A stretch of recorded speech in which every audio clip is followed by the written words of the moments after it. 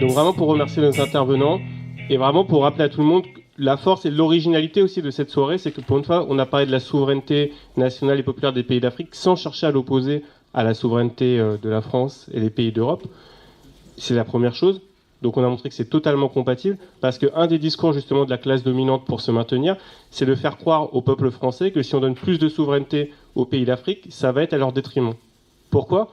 Parce qu'en fait, le colonialisme sert justement à la classe dominante et par exemple, la classe dominante française à donner quelques miettes de confort à son propre peuple, sauf que c'est des miettes qui sont volées aux pays africains. Alors que si on avait des rapports sains où on arrivait justement à avoir une société égalitaire, eh ben, on pourrait jouir du même confort sans avoir à le voler à d'autres pays. Et ces pays aussi pourraient jouir du même confort et on n'aurait pas tous les problèmes justement de guerre, alors de migrants, etc. Ces problèmes ne se passeraient pas de la même manière. Donc il faut bien comprendre que notre classe dominante, elle divise pour mieux régner. C'est la première chose. Et là, s'il vous plaît, vous pourrez intervenir après. De la parano, 400 ans d'esclavage, tu peux pas comprendre ce que ça peut être dans la tête des gens. Vous pourrez intervenir. Mais justement, comme vous parlez de l'esclavage, comme vous parlez de l'esclavage, ce que vous devez comprendre, c'est que la notion, ce qu'on a fait passer dans la tête des gens, que la notion d'être européen, d'être occidental ou d'être blanc, d'une certaine manière, ce serait une sorte de privilège qui ferait une distinction et qui dit... Non, justement, non. C'est la classe dominante qui crée ces clivages, qui les rentre dans la tête des gens pour les diviser. Alors que justement, l'objectif des... Attendez, taisez-vous, l'objectif justement des citoyens souverains, c'est de réussir à crever cet abcès. Ça veut dire à pas le mettre sous le tapis, à en parler, à le dire, pour pouvoir après le surmonter et pour pouvoir crever l'abcès. Et donc cet abcès, on le crève. Comme l'a dit Théophile, il y a eu un apartheid. Ça veut dire que quand on parle de la République universaliste, sur le papier c'est très bien, mais en pratique, jusqu'en 1962, c'était une république d'apartheid, puisque en Algérie, il y avait environ 10% de la population considérée comme française, qui n'avait pas les mêmes droits que les autres. Voilà. Historique, intergénérationnel et dynamique de paranoïa des hommes de pouvoir. Voilà, vous vous inscrivez ou sinon vous sortez. Et pour terminer, la dernière chose qui a été reprécisée tout à l'heure, non, c'est pas acceptable en fait ce que vous faites là. C'est pas acceptable. Allez, maintenant le silence. Donc, autre chose qui est vraiment importante à préciser et à marteler. Quand on parle de l'Union européenne, de la responsabilité de l'Union européenne, l'Europe n'est pas un corps étranger.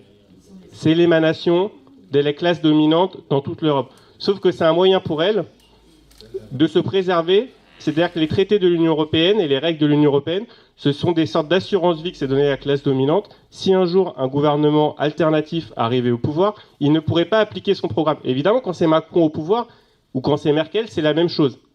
Avec ou sans Union européenne, Macron ferait la même politique. Mais si quelqu'un qui pouvait faire autre chose, une autre politique, comme ça peut être essayé à un moment donné en Grèce, comme ça peut être essayé dans d'autres pays, arriver au pouvoir, il ne pourrait pas le faire dans le cas de l'Union européenne. Donc ce sont des traités, des verrous qui sont là pour empêcher des politiques alternatives. Et de la même manière, en Afrique, tous les traités de libre-échange qui ont été imposés, tout l'étranglement avec la dette, tous les partenariats avec le FMI, sont là pour empêcher qu'un Thomas Sankara, qu'un libérateur puisse arriver au pouvoir et puisse mener sa politique. Et donc là encore, il n'y a pas de différence formelle quand on a des dirigeants corrompus. Effectivement, quand il y a des dirigeants corrompus, ils mènent la même politique corrompue dans tous les cas. Mais ce sont des verrous supplémentaires qu'on met sur ces pays pour empêcher une politique alternative qui, d'après l'analyse du collectif, à l'heure actuelle ne peut se faire une politique alternative que dans l'échelle de l'État-nation, parce qu'à l'heure actuelle, c'est l'échelon privilégié pour que s'exprime la souveraineté des peuples et mettre en place des services publics et des systèmes de protection sociale. Alors, il y a eu des demandes d'intervention, donc Nicole, derrière. Et voilà. Vas-y. Moi, je voudrais commencer avec une question un peu bête et méchante, mais dans le changement de paradigme tel que tu le formules, Théophile, est-ce qu'il faudrait voir sur la question du protectionnisme, aussi bien en Europe, mais prioritairement en Afrique, parce que, notamment, moi, j'avais interviewé Kakunubuko, pour le Bondi Blog, en l'occurrence, et il m'avait parlé, justement, du manque d'échanges entre pays africains, qui, je crois, c'est moins de 15%, m'avait cité. Et donc, du coup, comment faire en sorte que ce protectionnisme africain puisse être mis à l'œuvre dans le contexte géopolitique assez complexe, avec des questions de corruption et des questions qui peuvent être aussi liées à des troubles qui peuvent tourner à la guerre civile. Étant d'origine congolaise, je suis bien placé pour savoir. Voilà, merci.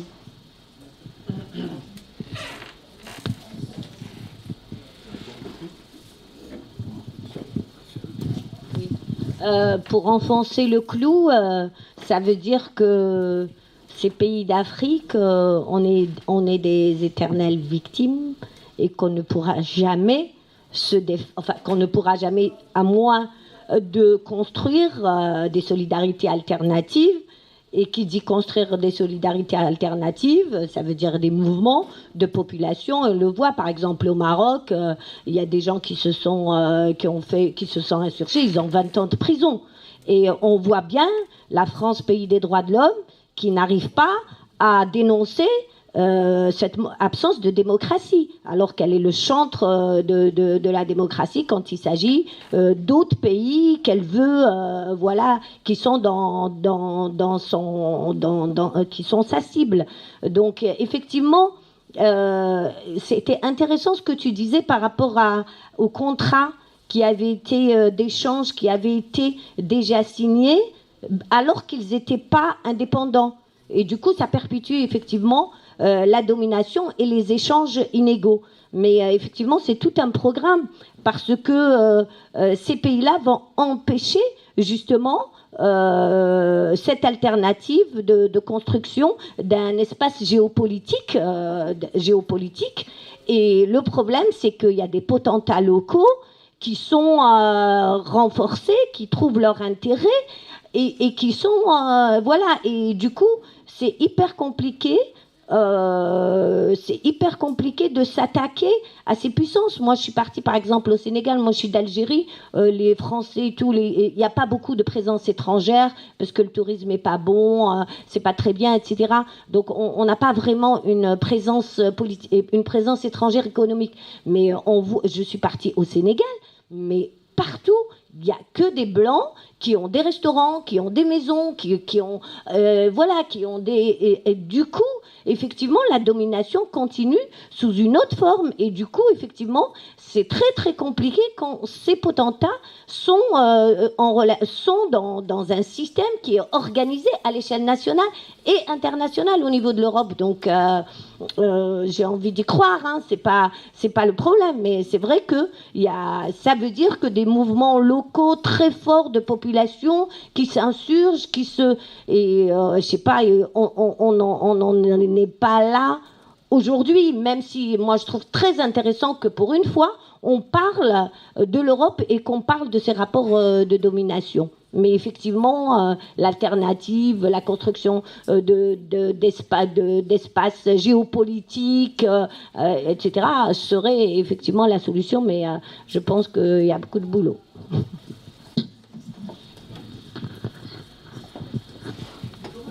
Oui, c'était impressionnant quand Théophile, toi, tu as dit la France est capable de bloquer le système bancaire. Ça veut dire alors il faut qu'il y ait des informaticiens africains, il faut qu'il y ait des écoles, enfin oui, des spécialistes. Donc moi, ce que simplement je veux dire, parce que c'est assez déprimant tout ce qu'on entend. Hein, dans ton intervention aussi, ça m'a replongé en arrière parce que le fait que l'Europe pille les ressources vivrières de l'Afrique depuis René Dumont, j'entends ça. Donc, par exemple, c'est une suggestion un peu naïve, hein, mais que le média se fasse l'écho des luttes en Afrique, pour qu'elles soient grandes ou petites, même une coopérative de femmes qui fait des tissus, qui essaye de vendre, qu'à partir de la microéconomie, on puisse avoir une réflexion, mais il me semble que c'est très très important. Ne serait-ce aussi que pour nous, en France, pour lutter contre les idées néocoloniales qui existent et qui engendrent la xénophobie, etc. Qu'on ait de temps en temps des récits de ce qui se passe, de résistance. Voilà.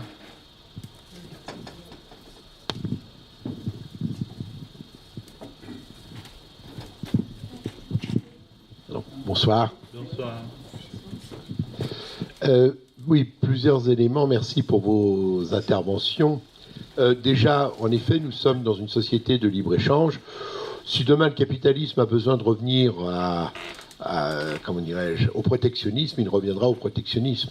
Le choix est en fonction des intérêts, et notamment des intérêts de ceux qui ont la possibilité de dominer par rapport aux autres. La deuxième chose, sur la question européenne, il faudrait garder présent à l'esprit, lorsque nous abordons notamment les comportements des différents États, et notamment sous l'angle de la démocratie en Europe, l'Europe occidentale, depuis la guerre, est quand même dans un ensemble démocratique, même si parfois on fait beaucoup de coups de canif, mais enfin on est quand même dans un ensemble démocratique depuis 75 ans, dans des pays qui, pour beaucoup, avaient quand même connu la démocratie avant-guerre. Lorsque l'on se trouve avec un certain nombre de pays, notamment de l'Est, les anciens pays qui étaient sous le joug de l'Union soviétique, on a affaire aujourd'hui à des pays qui ne connaissent la démocratie que depuis 30 ans, et pour certains n'avaient même pas connu la démocratie avant la guerre. Et donc ça joue... ce sont des éléments qu'il faut tenir compte. La notion de démocratie n'est pas perçue de la même façon. Moi, je me rends compte quand je vois avec des amis bulgares ou roumains, c'est pas du tout la même façon de concevoir la démocratie telle que nous l'envisageons. Et nous-mêmes, nous n'avons pas la même vision de la démocratie que l'Amérique a de la démocratie. Je ne dis pas qui a tort, qui a raison. Je dis simplement qu'il faut tenir compte de cette chose. La troisième élément sur la politique de la France. Oui, la France a fait son jeu. Bon, ce que je sais aussi, c'est qu'un certain nombre d'Africains avaient apprécié quand même qu'il y ait en la France quelque chose qui représentait justement un choix qui n'était pas soit de tomber directement sous la dictature américaine ou sous la dictature soviétique. Je tiens quand même à rappeler, même si De Gaulle a fait certainement beaucoup d'erreurs, même concernant l'Afrique, mais enfin, il n'était pas très aimé, notamment des Américains, et ça emmerdait beaucoup les Américains que le général De Gaulle mène une certaine politique internationale, tout le monde le sait. Dernier point, je rejoins bien sûr ce que vous proposez à la fin, et bien entendu, mais si le monde n'était fait que de colombes, ce serait merveilleux. Or, le monde n'est pas fait de colombes, nous ne sommes pas dans des relations de bisounours, nous sommes dans une société où il y a des faucons. Il ne faut pas non plus imaginer qu'il y ait une homogénéité de l'ensemble des Africains. Il y a des luttes de classe à l'intérieur, les coups de matraque qu'ils sont capables d'en donner. Et je terminerai juste sur un point, ayant enseigné à un moment donné à des étudiants africains, d'Afrique noire, en France, alors que je discutais de questions de développement, certains m'ont dit « mais nous, ça ne nous intéresse absolument pas parce que les autres vont prendre notre place ». Sous-entendu, ceux qui on aiderait au développement prendraient leur place de ces gens-là. Les dominants. Et les autres, c'était leur propre progénère. Oui. On va arrêter là le premier tour et on fera un deuxième tour. Ça fait déjà quelques questions. Ok, bon, alors, tu as parlé de protectionnisme africain. Comment le développer dans un contexte où les Africains échangent peu entre eux? Je pense que la question des échanges entre États africains est mal posée. Les Africains n'échangent pas entre eux parce qu'ils ne produisent pas ce qu'ils peuvent échanger. Le Burkina ne va pas acheter du cacao de la Côte d'Ivoire pour faire quoi? L'Afrique du Sud ne va pas acheter... comment dire?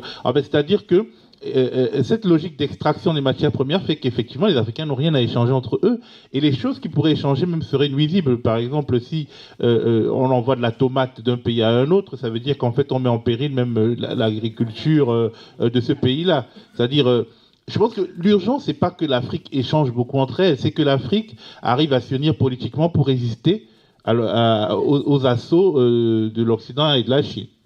Et notamment pour mieux vendre les matières premières.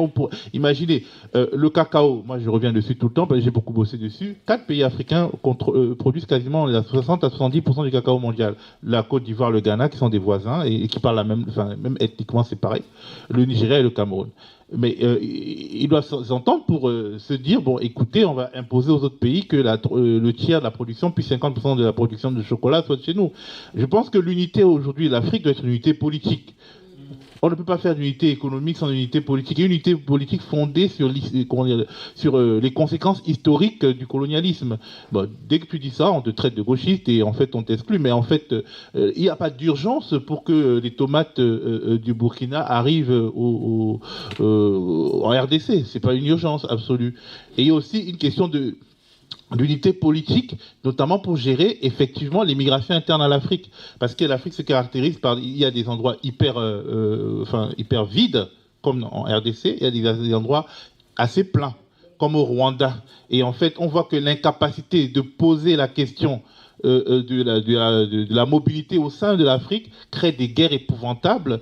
Bref, il faut des grands hommes politiques en Afrique pour régler les questions d'unité politique. Le reste, c'est de la gnognotte. En fait, la zone de libre-échange africaine, par exemple, ça c'est un des trucs les plus ridicules qui a été créé depuis longtemps. Alors, vous avez demandé finalement comment sortir... je préfère d'abord répondre à monsieur. Alors, vous avez parlé en fait du capitalisme qui, s'il doit revenir au protectionnisme, le fera. Je pense quand même qu'on a une période assez intéressante de l'histoire de l'humanité où en fait il y a une question, il y a une lutte des classes capitalistes mondiales. Notamment quand on regarde aujourd'hui Bolloré. C'est très intéressant ce qui est en train de se passer parce qu'il représente vraiment le capitalisme français dans toute sa splendeur. Et en fait, notamment dans l'audiovisuel, Canal+ est en train de mourir sous les coups de boutoir, 1, de Netflix, 2, de tous ces groupes dont on ne sait pas d'où ils viennent, qui ont plein d'argent pour acheter les matchs de la Ligue 1 ou bien de la Champions League. En fait, ces groupes comme un groupe espagnol, il y a tout cet argent du Golfe qui vient racheter une partie. Parce que Bolloré, Canal+ s'est fondé sur le sport et le cinéma. Et en fait, finalement, le passage à Internet, la dérégulation en fait du marché de l'audiovisuel fait que Canal+ est en danger. Aujourd'hui, effectivement, même sur les ports, etc., il y a quand même des crises internes au capitalisme international.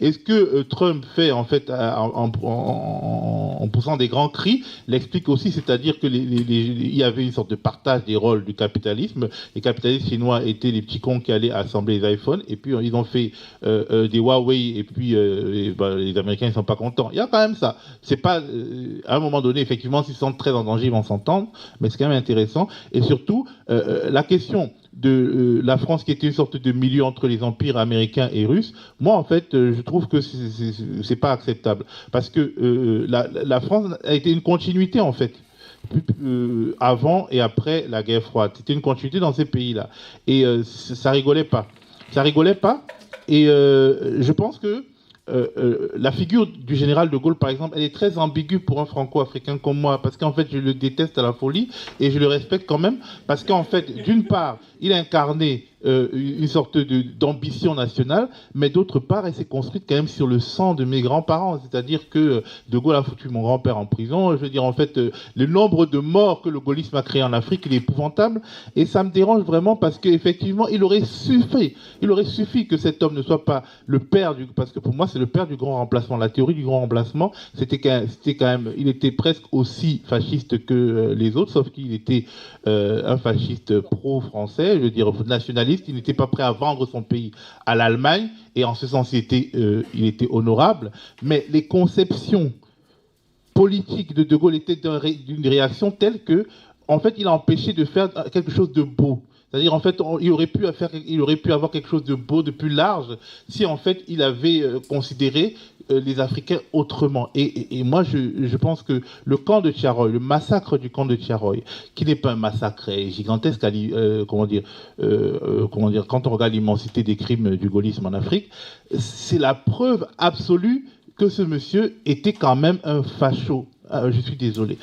Quand les soldats, les tirailleurs sénégalais, ils reviennent, en fait, après avoir lutté pour la mère patrie, on les fusille. Quand la libération de Paris doit arriver et qu'on déshabille les Sénégalais pour habiller des Blancs, ça veut dire quoi? En fait, quel message on veut faire passer? Parce que imaginons qu'en fait les soldats, les tirailleurs étaient arrivés, en fait, l'entrée des troupes victorieuses à Paris, qui avaient eu des Noirs, comme il y a aujourd'hui des Noirs dans l'équipe de France. Je veux dire, les choses il y aurait quelque chose dans le mental qui aurait changé. Mais en fait, il a fallu maintenir cette idée de l'inégalité des races. que, en fait, moi, je le vis ainsi parce que, bon, voilà, il se trouve que je suis noir, il se trouve que je suis d'origine camerounaise, il se trouve qu'au Cameroun, le gaullisme, ça n'a pas été la rigolade. Et donc, voilà, c'est quelque chose aussi qui fait que des fois, en fait, on considère les gens comme nous, comme des mauvais Français, parce qu'à un moment donné, tu es vraiment partagé entre l'admiration folle et la haine puissante, parce que c'est extrêmement ambigu, ce personnage, il est ambigu. Et je pense que, franchement... pour un Camerounais, je veux dire, il n'est pas différent de l'impérialisme américain ou de l'impérialisme russe, je sais pas. De toute façon, l'impérialisme américain et l'impérialisme russe ne lui a rien fait directement, mais à l'époque, en fait, parce qu'aujourd'hui il le fait, enfin surtout l'impérialisme américain, mais à l'époque, franchement, si on avait vu mon grand-père quand il sortait de prison avec la tuberculose en 1954 pour lui demander si en fait le gaullisme était une chance dans l'équilibre international, il aurait dit non, il s'en fiche en fait.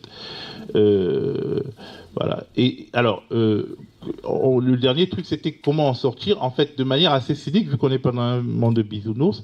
Je pense que la démographie africaine un peu angoissante, là, c'est une bonne opportunité. Ça va foutre le bordel. Ça va foutre le bordel en Afrique. Parce qu'en fait, aujourd'hui, quand vous regardez des villes comme Abidjan, qui avait 300 000 habitants il y a 50 ans, qui a 5 millions aujourd'hui, il y a une sorte de ceinture de pauvreté autour de la petite bourgeoisie comprador africaine dégoûtante qui vit de la misère des autres. Là. À un moment donné, les pauvres, là, ils vont entrer dans les beaux quartiers, ils vont foutre un tel bordel, il y aura une telle criminalité, je suis désolé qu'à un moment donné, il faudra partager. Et c'est pareil, enfin je veux dire, l'assaut sur les beaux quartiers, je ne sais pas si vous connaissez Abidjan, mais Cocody, tu vois, en fait, ne fait qu'être encerclé. Dakar, c'est pareil, ne fait qu'être encerclé. Bah en fait, c'est bien. Et c'est aussi comme ça que l'Union européenne est encerclée. Et à un moment donné, il faudra qu'on se dise, bon, pour que ces sauvages, regardés comme sauvages, effectivement par leurs compatriotes, comme par les gens ici, pour que ces sauvages ne nous tuent pas, il faudra peut-être voir dans quelle mesure on les intègre. Je pense que c'est très cynique, mais c'est d'une perspective finalement rationnelle. Voilà.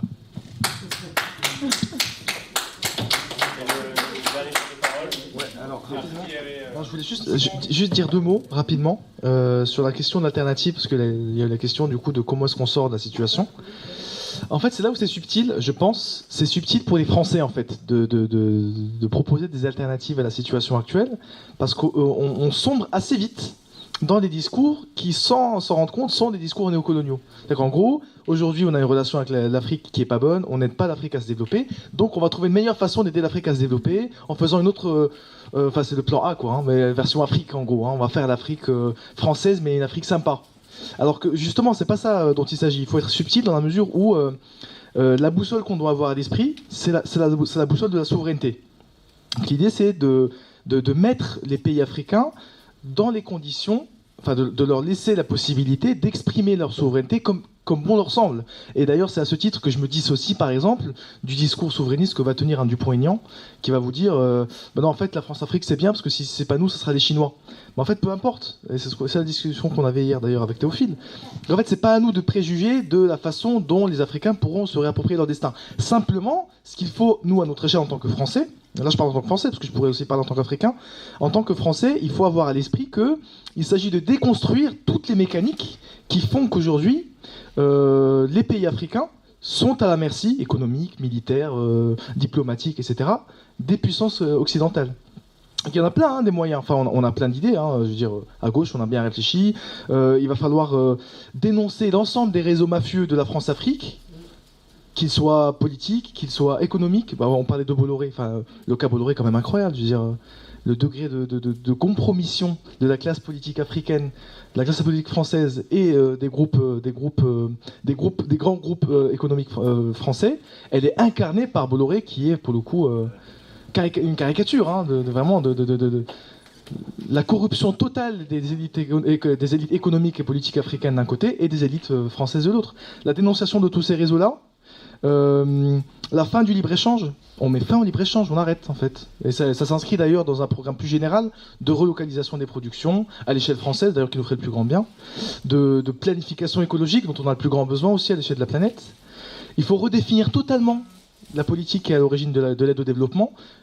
Petite phrase intéressante que je vous cite, qui a été prononcée par le Comité pour l'annulation de la dette du tiers-monde. En 2012, le rapatriement des bénéfices de la région la plus appauvrie de la planète a représenté 5% de son PIB, contre 1% pour l'aide publique au développement. Dans ce contexte, il convient de se demander qui aide qui.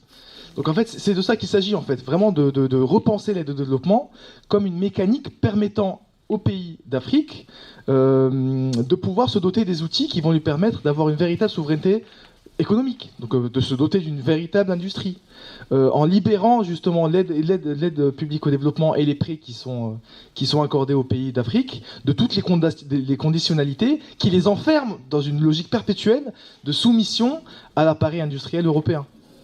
Commencer par supprimer les dettes.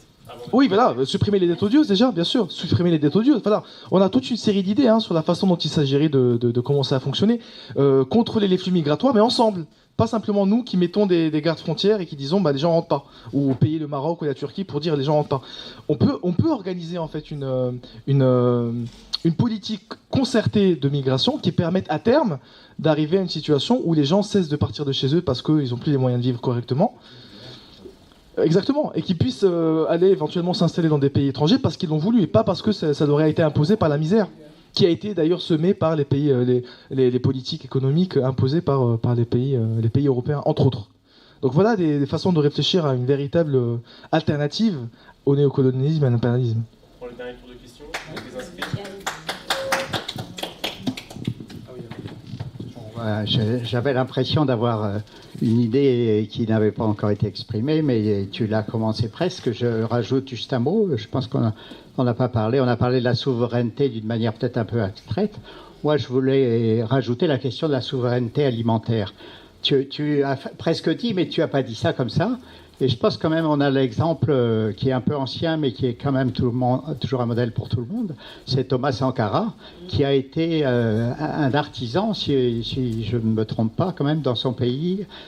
C'était un aspect très important pour lui que les paysans reconquièrent leurs terres et retrouvent un moyen qui leur permette de survivre à partir de leurs terres. Et je pense que justement, puisqu'on cherche à parler de souveraineté en n'opposant pas l'Europe à l'Afrique, c'est un plan sur lequel il y a un lien qui est réel, même si ça ne s'exprime pas de la même manière, parce que l'Europe colonise à travers la dépendance alimentaire.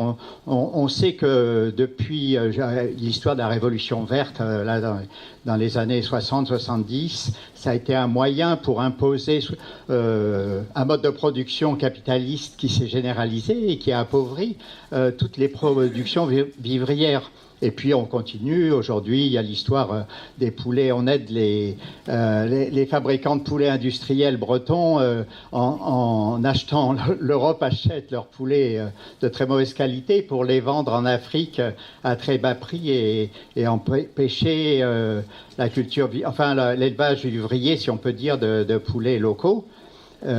Tout ça, en fait, on pourrait se retrouver sur un objectif commun, parce que tous les pays ont intérêt à avoir leur autonomie sur le plan alimentaire. Et nous, on voit bien qu'on la perd au profil des industriels de la semence américains ou autres. Et que de ce point de vue-là, les paysans, les petits paysans français sont pas dans la même situation de pauvreté, mais ils sont quand même un peu dans le même mécanisme. Et donc, je pense que c'est des idées au niveau des idées, mais au niveau concret, il y a toutes sortes de choses concrètes. Et je pense en particulier à l'exemple quand même de l'Inde, qui, à travers des mouvements de paysans, comme il n'y a pas eu nulle part, est arrivé à s'affranchir pour une part, du moins, de la domination de Monsanto ou des choses comme ça, garder leurs semences et leurs particularités de semences. Il y a des conservatoires qui sont faits. Bon, il y a des mouvements très importants qui sont en Inde là-dessus. On en parle un petit peu, mais on en parle juste dans une sphère très marginale et pas politique. Je trouve que la sphère politique dont on fait plus ou moins partie devrait s'alimenter, elle aussi, si on peut dire, à cette chose-là qui est très concrète, parce qu'une fois que les populations ont le moyen de survivre localement, déjà, elles auront peut-être plus la possibilité de prendre la parole politiquement. Mais tant que la survie n'est pas possible, sauf à travers des subsides qui viennent de l'étranger, de l'aide au développement, n'importe quoi, mais qui en réalité, c'est une aide à l'importation de produits étrangers, donc c'est une aide aux industries agricoles, généralement d'Europe ou d'Amérique ou de n'importe où. Donc c'est ce cercle-là qu'il faut rompre. Et je pense quand même que, je trouve que dans les idées de la gauche politique, c'est trop laissé à quelques rêveurs écologiques. Voilà. Reprendre ça, c'est lui donner une dimension qui peut lui permettre d'aller beaucoup plus loin.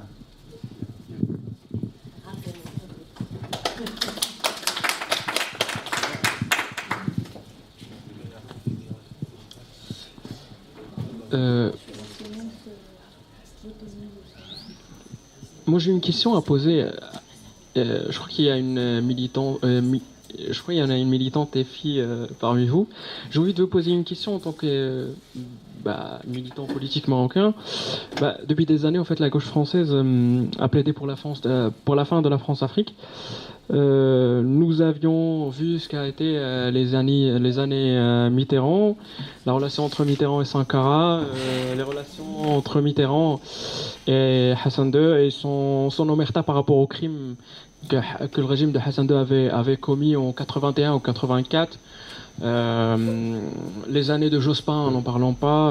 Nous savons tous que en fait, le gouvernement Jospin avait contribué, mais de façon très très pesante, en fait, de la fabrication de ce leurre qui est l'exception marocaine qu'on nous répète à chaque fois, et des dites réformes politiques au Maroc, alors qu'il suffisait en fait de regarder la constitution de 1996 qui a été écrite notamment par des juristes français, et pour se rendre compte que l'exception marocaine, c'est de la foutaise. Il est en vain en fait de demander par exemple ou de dire. Moi j'avais lu en fait le programme commun en 2017 de Jean-Luc Mélenchon, et je me suis rendu compte en fait que par exemple sur la partie internationale et la relation entre la France et l'Afrique, on nous répétait des aides financières, d'arrêter le libre-échange et de donner des aides financières en fait à ces pays-là. Sauf en fait que pour moi il est en vain de donner en fait des aides financières à des régimes corrompus où nous savons que le peuple n'en bénéficiera pas. Et ce sera dépensé dans les boutiques des Champs-Élysées. Et à mon avis, ce qu'il faut faire, c'est que la France, à mon avis, en fait, vu son poids et son poids de nation puissante, contribuer à aider en fait les soulèvements populaires dans ces pays africains, et aider par ces intellectuels, par ces philosophes à plus traiter en fait cette question en fait de la France-Afrique, et aider ces peuples-là pour se libérer. La question c'est comment vous, en tant que militant de la FI, vous allez nous rassurer qu'une fois au pouvoir, vous ne referez pas les mêmes erreurs d'avant, sachant que le Maroc est le premier partenaire stratégique économique de la France en Afrique. Voilà. Deux questions et après une dernière réponse. Non, moi, en fait, on a répondu grandement à ma question. C'était plus pour rebondir sur ce que disait monsieur avec son portable. Voilà. Non, par rapport à De Gaulle, ça pose non, mais c'est vrai, ça pose un problème de dire que d'avoir cette image-là. Je veux dire, si on parle de souveraineté, on en parle vraiment et sérieusement. Et encore une fois, on ne voit pas que la souveraineté française. On est toujours capable de regarder la souveraineté d'autrui aussi. Et dans les réseaux, mais même finalement, quand vous dites que la France est devenue une nation universaliste en 62. au moment où se mettent en place les réseaux focards, moi je suis pas sûre voilà, qu'on puisse encore parler de nation. Parce que quand on parle de la France-Afrique, on parle de ce qui se crée après, de ce qui fait directement suite à la colonisation. Et cette histoire-là, il ne s'agit pas de s'auto-flageller, il ne s'agit pas juste de regarder, si on parle de dette, prenons un exemple de dette, je veux dire, mais d'une odieuse, la dette imposée à Haïti, par exemple. Enfin, c'est voilà au 19e siècle quelque chose. Et ça, regarder ça, c'est pas se faire violence inutilement. C'est juste justement regarder l'histoire pour ne pas reproduire ça.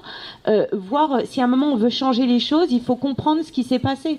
Et il faut pas des figures. Moi, je comprends qu'il y ait des figures comme De Gaulle et finalement l'ambiguïté par rapport à un De Gaulle a été très bien exprimée. Enfin, c'était quoi je le déteste à la folie ou voilà, c'était vraiment bien exprimé, mais il faut regarder cette ambiguïté-là.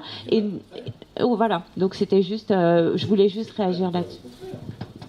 Quand on regarde l'histoire, les faits sont têtus, hein, disait.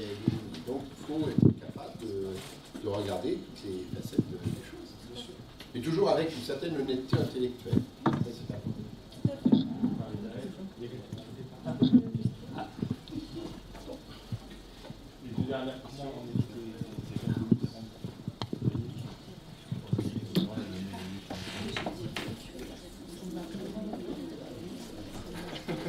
Ouais. Oula. Moi, j'ai une question naïve sur le franc CFA. Vous avez parlé tout à l'heure de la dévaluation qui a eu lieu en 1994, qui a été voulue par le dominant qui est l'État français à l'époque.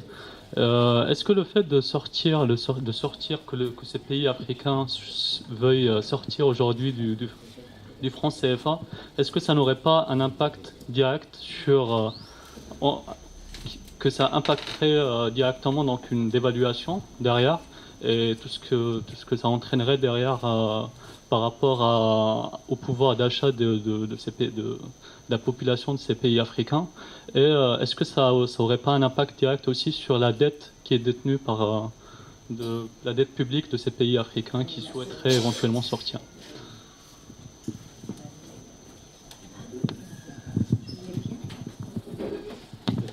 Moi, je voudrais que vous éclaircissiez un peu comment, dans votre analyse, chacun des trois, vous appréhendez le rôle, parce que le thème, c'est comment l'UE, l'Europe et la France peuvent sortir, et l'Afrique peuvent sortir de la néocolonisation. Hein. Et dans l'appréciation de la situation, j'aimerais savoir comment vous positionnez la Suisse. Alors, j'ai bien entendu que sur la question des migrants, la Suisse est incluse dans les dispositifs, mais j'aimerais bien, à ma connaissance, l'essentiel des biens mal acquis par la bourgeoisie corrompue d'Afrique noire francophone, pour le moins, sont détenus dans les banques suisses. Et y a-t-il un mouvement des populations pour récupérer, au nom de leur souveraineté, le mouvement des populations en Afrique, pour récupérer ces biens mal acquis? Parce que moi, je connais des chefs d'État, hein, je connais des gens qui connaissent Sassou Nguesso, carrément, même pas, Sassou Nguesso au Congo, ancienne République populaire, s'il vous plaît, très lié à la Chine au moment du pacte des pays non alignés, biais par lequel la Chine, finalement impérialiste aussi, est rentrée dans les pays d'Afrique noire francophone, et y compris, je suppose, d'Afrique du Nord aussi. Donc moi, j'aimerais bien savoir comment vous positionnez ces pays-là dans votre analyse, savoir quel est le rôle de la Chine aujourd'hui dans une nouvelle logique impérialiste. Je crois qu'il y en a une qui est violente par l'accaparement de terres.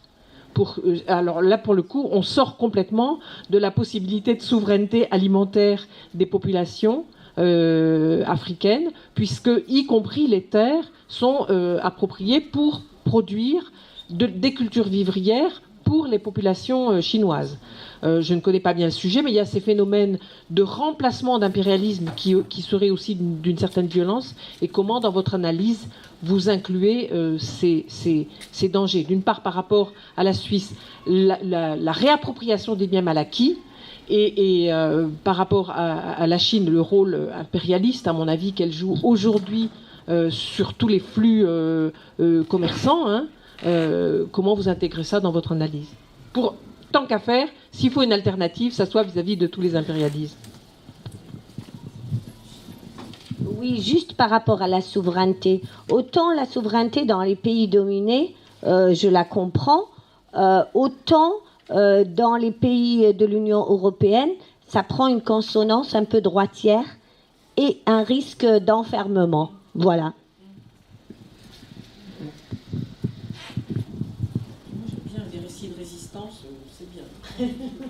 Sinon, c'est désespérant.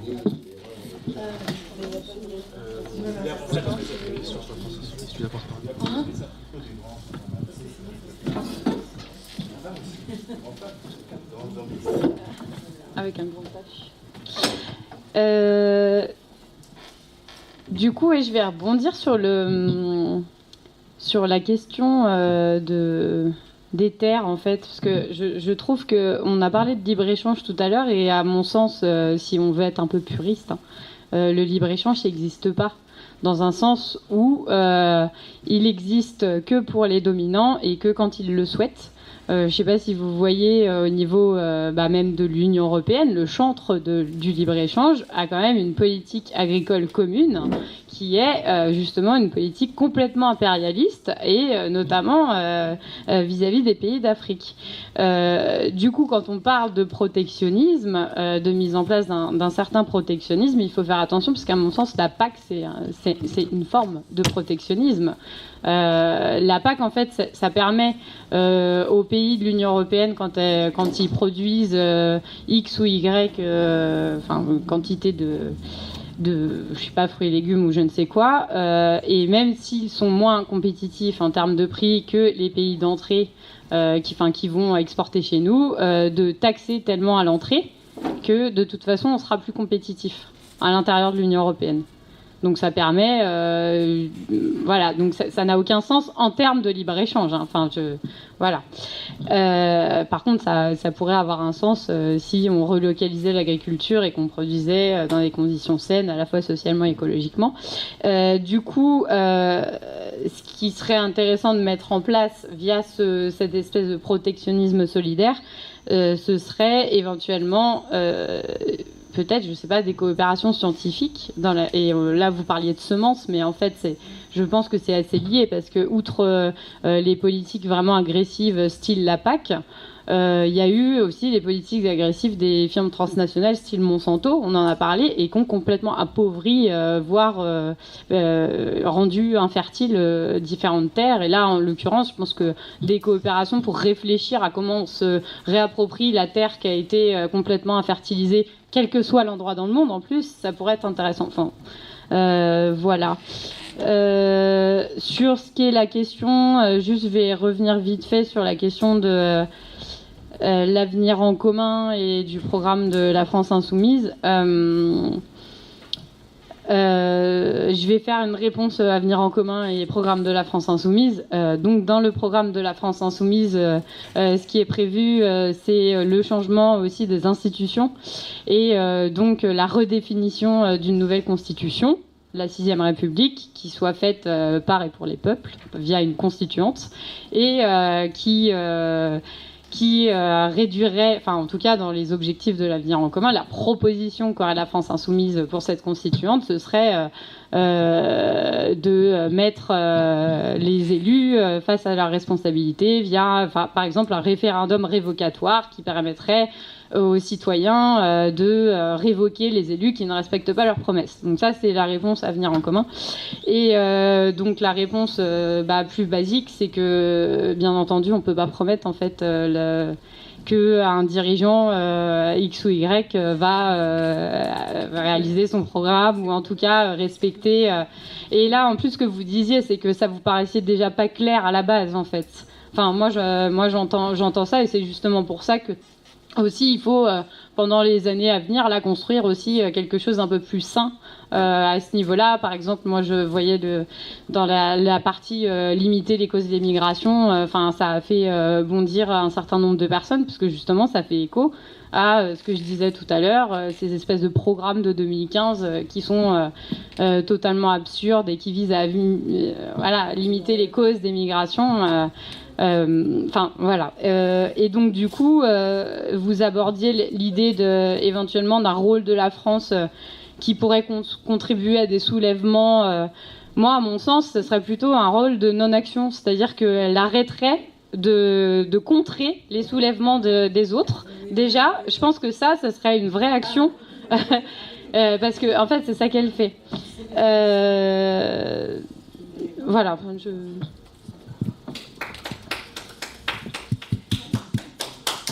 Moi, je voulais répondre par rapport à la Chine, parce que la Suisse, moi, je suis pas un grand connaisseur. Tu sais, on a. Alors, je sais qu'il y a beaucoup d'actifs marocains aussi, détenus par le palais, qui sont en Suisse. Ça n'a pas suscité encore les appétits populaires marocains. Ils sont pas encore au courant, sans doute. J'espère que ça va être un jour. Oui, et les militants, oui, nous on est au courant, mais la population, pas forcément. Du coup, je vais plutôt parler de la Chine, parce que ça me paraît important. La Chine sert beaucoup d'alibi aux impérialistes occidentaux. Et je voulais juste dire un truc, c'est que le discours officiel américain, aujourd'hui, c'est que la Chine est engagée dans une démarche impérialiste vis-à-vis de l'Afrique, et qu'au consensus de Washington est en train de succéder à un consensus de Pékin. Ça, c'est le discours officiel américain, qui a été promu par Hillary Clinton, qui a été promu aussi par la bourgeoisie comprador, dont tu parlais tout à l'heure en Afrique. Il y a un monsieur qui s'appelle Malam Sanusi, Lamido Sanusi, je ne sais pas si tu vois qui c'est. C'est l'ancien directeur de la Banque centrale du Nigeria. Il dit que la Chine nous prend des matières premières et nous fournit des biens manufacturés. C'était aussi l'essence du colonialisme. L'Afrique s'est volontiers ouverte maintenant à une nouvelle forme d'impérialisme. Ça, c'est son discours. Qu'on ne retrouve pas dans les faits. Je te laisserai peut-être parler de l'implication chinoise dans la construction du réseau ferroviaire africain. Simplement, il faut bien voir que du coup, le discours sur le fait que la Chine est engagée dans un processus impérialiste est en réalité utilisé par la France également. Quand vous lisez le rapport Védrine de 2013, qui affirme qu'il faudrait que la France regagne en influence sur l'Afrique, il s'émeut justement du fait qu'aujourd'hui, le libre-échange est permis à des pays comme la Chine, qui n'était pas prévu dans le scénario occidental, et commençait à avoir une influence sur ces pays-là. Alors moi, je ne crois pas du tout que la Chine, ça va peut-être choquer des gens, je ne crois pas du tout que la Chine soit engagée dans une démarche impérialiste assumée dans ces pays. Pour une raison extrêmement simple, c'est qu'en fait, on ne voit pas un corpus doctrinaire, un corpus idéologique qui soit au fondement de la démarche des différents groupes chinois qui vont s'implanter en Chine, en Afrique. C'est-à-dire que concrètement, là où avant il y avait un corpus doctrinaire occidental qui se matérialisait par le consensus de Bruxelles, le consensus de Washington, les différents accords de partenariat économique, d'instrumentalisation d'outils comme la démocratie, comme les droits de l'homme, au nom de la perpétuation de la domination européenne et occidentale sur l'Afrique. Là, on voit simplement une puissance régionale qui a émergé, qui est devenue une puissance mondiale, même aujourd'hui la première puissance mondiale, et qui est à la recherche de débouchés, mais jamais dans une optique de soustraire au peuple africain leur souveraineté. En tout cas, c'est pas la perception que j'en ai moi en tant que Marocain, ou en tant qu'Africain de manière générale. Alors, ils sont pas... Alors attendez, je suis pas en train de dire qu'ils sont gentils, c'est pas ce que je dis. Je dis simplement qu'ils sont engagés dans une démarche capitaliste fondamentalement très pragmatique. Le jour où les pays d'Afrique concernant la Chine déplairont à la Chine, les Chinois ne feront pas de cadeaux, comme ils ne font aucun cadeau où ils s'installent et où, en général, quand un pays colonise, parce que la colonisation, elle existe depuis des siècles et des siècles, et pas seulement l'Europe a colonisé. À partir du moment où vous avez un pays dominant, quand à un moment donné ses pions commencent à être gênés, il utilise la force. Et la Chine utilisera la force. Elle est en train de ruiner des pays d'Afrique, elle s'installe parce que justement elle a compris qu'il y a des opportunités. Alors je tempère ça, je laisserai peut-être Théophile parler un petit par exemple de l'exemple du réseau ferroviaire africain, qui a connu un développement quand même inédit. C'est intéressant, depuis que les Chinois sont arrivés. Première chose. Deuxième chose, par rapport à l'hégémonie militaire, moi j'attends le jour où les Chinois vont ouvrir une base militaire en Afrique. Il y a 800 bases militaires américaines éparpillées un peu partout sur la planète, 200 000 GI, etc. C'est pas encore le cas des... Je sais pas si on a déjà vu les Chinois... Je sais pas si on a déjà vu les Chinois renverser des régimes au nom de la démocratie, vous voyez. Pour l'instant, j'en ai pas vu. C'est-à-dire qu'il n'y a pas... C'est un autre sujet. Le Tibet, c'est encore un autre sujet. Mais ils sont pas allés en Irak ou en Afghanistan en disant on va apporter la démocratie et en fait on va apporter nos multinationales pétrolières. Voilà, je suis d'accord. Mais il n'y a pas besoin d'un corpus doctrinaire excusez-moi, pour dominer quoi qu'il en soit. Et que ce soit chinois ou n'importe quoi. Moi, je pense que la domination n'est pas de la même nature. Je vais laisser Théophile compléter, mais je pense qu'elle n'est pas fondamentalement de la même nature et que dénoncer l'une et l'autre, renvoyer l'une et l'autre dos à dos n'est pas forcément une bonne conclusion. Mais je laisserai peut-être Théophile compléter. Enfin, vous ne nous soupçonnez pas d'avoir été porte-parole. Ah non, bien sûr que non. Non.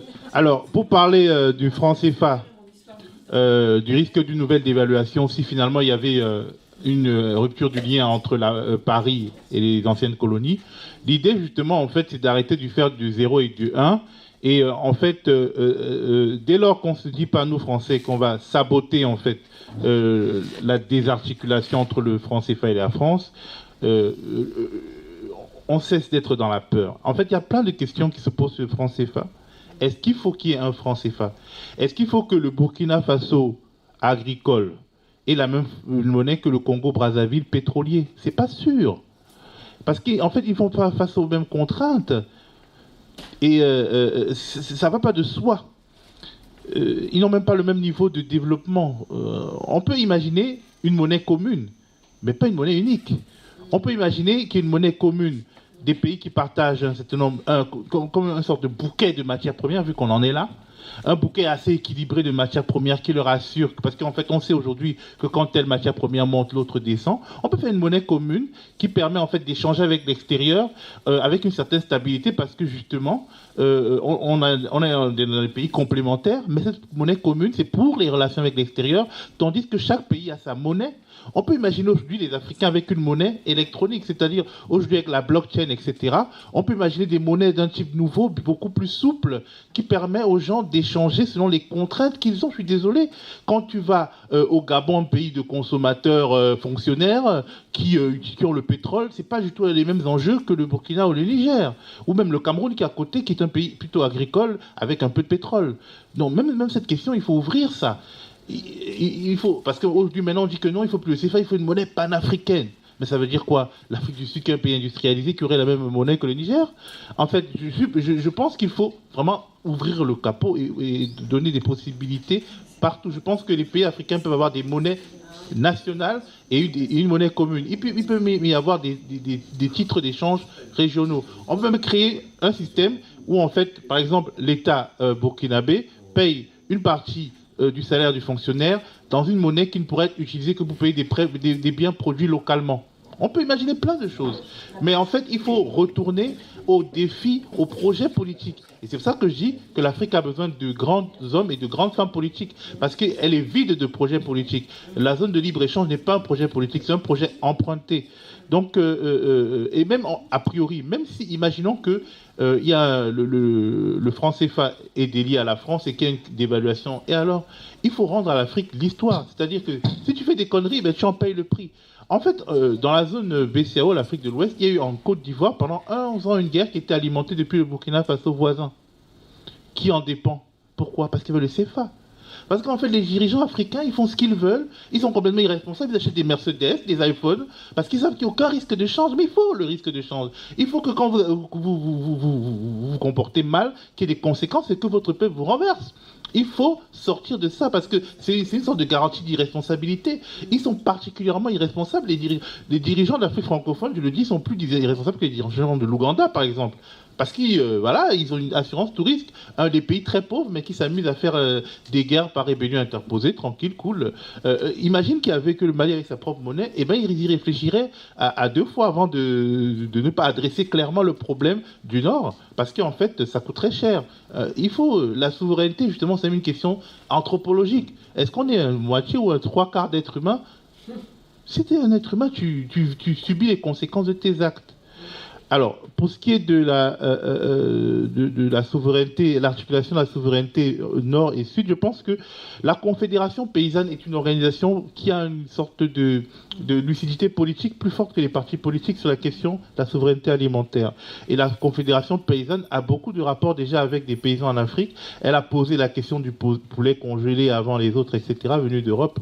Je pense que justement, vu que ce sont des gens qui sont en prise avec le réel, ils ont la capacité de le comprendre mieux peut-être que des hommes politiques.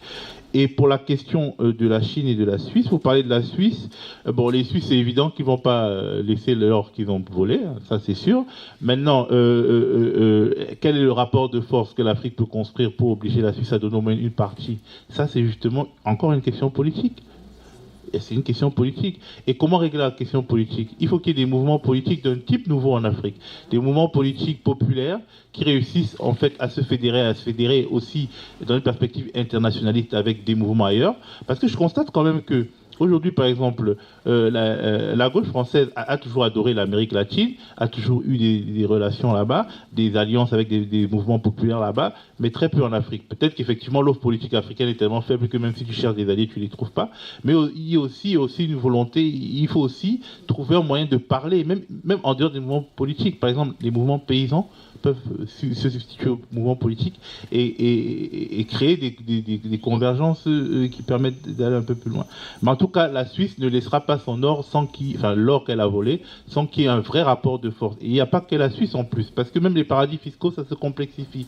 Il y a Luxembourg, il y a Liechtenstein, il y a Malte, et en Afrique, il y a Maurice.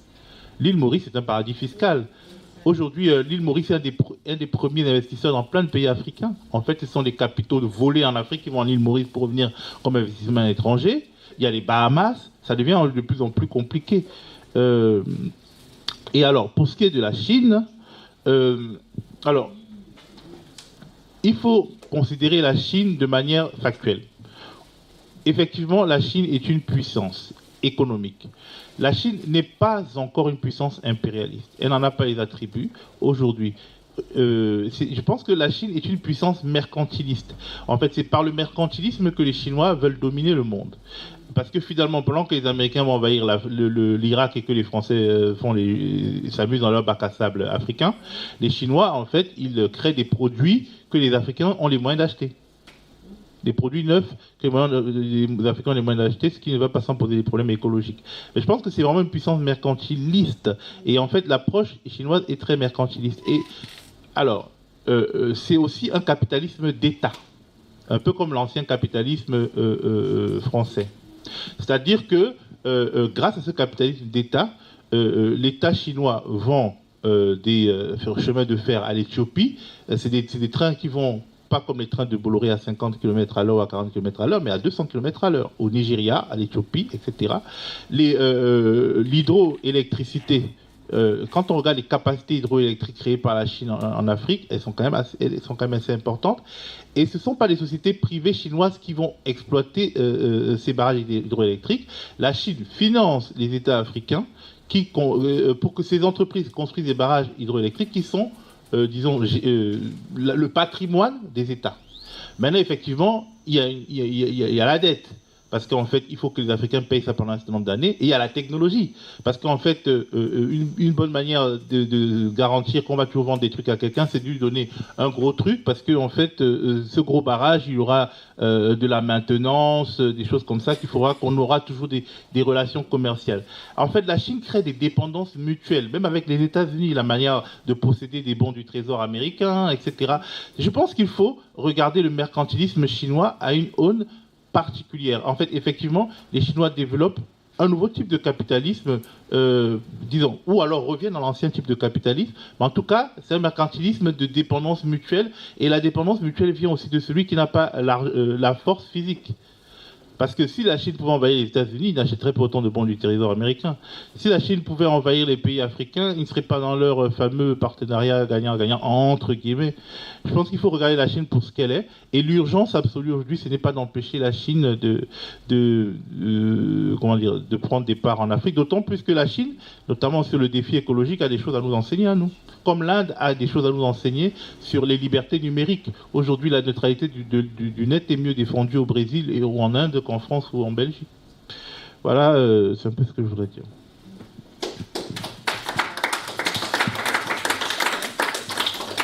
Juste sur la souveraineté droitière, c'est un sujet important. Parce que je pense que... en fait, il y a plusieurs conceptions de la souveraineté. La souveraineté droitière, ça c'est peut-être un discours qu'on entend peu, mais en fait, souvent les gens ont tendance à dire que la souveraineté, elle est le prérequis pour qu'on puisse ensuite avoir des politiques de droite ou de gauche. Donc en fait, ça serait une espèce de concept qui serait non partidaire. Moi, je ne pense pas. Je pense qu'il y a vraiment deux conceptions différentes de la souveraineté. Il y a une souveraineté de droite, qu'on retrouve dans le discours d'un Dupont-Aignan, par exemple, ou d'une Marine Le Pen, qui est un discours qui consiste à dire ce qu'il faut, c'est... Enfin, Marine Le Pen, de moins en moins, remarque, vu qu'elle a abandonné son combat, ce pseudo-combat contre l'Union européenne. C'est le discours qui consiste à dire que on va rendre la nation à ses élites nationales. C'est-à-dire qu'on va reconstituer le capitalisme français avec une élite bourgeoise française qui va exploiter des ouvriers bien français. Vous voyez, on va sortir de la mondialisation, etc. Mais toujours dans une logique de confier les rênes du pays à une élite éclairée. Alors dans les tendances fascisantes, on aura même tendance à se soumettre à un chef à qui on laissera tout faire, etc. etc. Et il y a une conception de la souveraineté qui est de gauche, qui consiste à dire qu'en tout et pour tout, ce sera le peuple, en tant que multitude, en tant qu'acteur politique, qui définira les grands axes d'une politique menée à l'échelle d'un pays. C'est cette conception-là que nous on défend. C'est d'être toujours le plus grand nombre possible à réfléchir le plus possible à ce qu'on a envie de faire de ce pays. Donc moi, j'estime que c'est quand même fondamental qu'on se dote à nouveau de ce droit de dire, on a envie que notre politique monétaire ce soit ça, que notre politique étrangère ce soit ça, que nos déficits ils soient de tel ou tel niveau en fonction de la réalité économique, que notre sécurité sociale elle va devenir intégrale et qu'on va indemniser n'importe quel travailleur entre deux emplois, etc., etc. Et ça, je constate que c'est rigoureusement impossible dans le contexte européen. Donc c'est ça en fait la démarche intellectuelle de quelqu'un qui est à gauche et qui est souverainiste. Moi, je pense que c'est pas incompatible, voire que c'est plutôt des synonymes. Et du coup, ouais, on vous propose d'aller prendre un verre après. Du coup, pour compléter ce que dit Yazid, et du coup, c'est pour réagir aussi à ce que vous disiez tout à l'heure que, en fait, c'est bien les dirigeants des États membres qui décident de la politique de l'Union européenne. Et donc, en fait, en gros, le contre-argument à ce que tu viens de dire, ce serait, de toute façon, nous, on décide de nos dirigeants nationaux, et ensuite, il y a délégation de souveraineté, en gros. Il y aurait ça.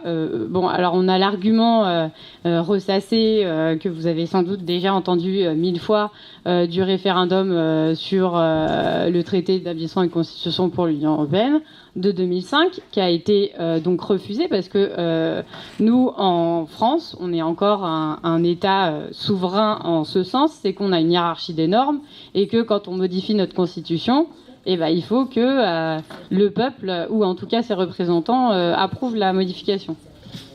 Et du coup, en fait, là, on a voté non. Donc, le truc a été revoté après, remodelé sans l'accord des peuples.